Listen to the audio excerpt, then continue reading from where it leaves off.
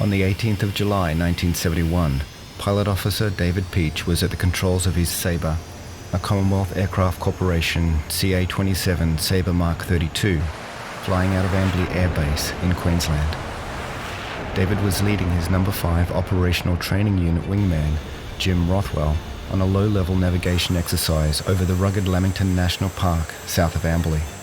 Little did David know, he was about to encounter a situation that could have easily been fatal.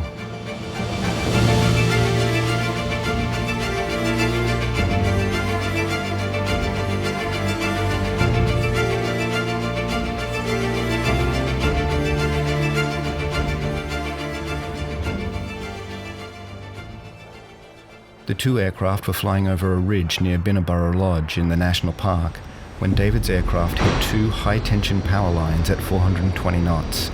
One wire struck the air intake, slicing into both sides of the fuselage before snapping. The second cable struck the bottom of the windshield, slid upwards and hit the teardrop canopy. The canopy disintegrated, and the power line shaved the top off David's helmet. It then cut 20 centimeters into the tailplane of the Sabre before snapping. Jim, flying close behind, missed the wires completely and most likely flew under them, avoiding the potentially fatal hazard. David suddenly found himself in an open cockpit. For a moment he had no idea what had just happened. He reduced his airspeed and asked his wingman to inspect his aircraft. Jim reported the damage to the air intake and the tail. The two pilots were concerned about debris ingestion, but the Rolls-Royce Avon engine held out for the 20 minutes it took to nurse the aircraft back to Amberley Air Base. Inbound to Amberley, David jettisoned his external drop tanks to reduce his landing weight, for what proved to be an uneventful landing. More pieces of the puzzle were supplied by the operator of Binnaburra Lodge, Mr. Tony Groom. He rang the base in an unhappy state to ask about the sudden loss of his power supply, which had not been marked on the map.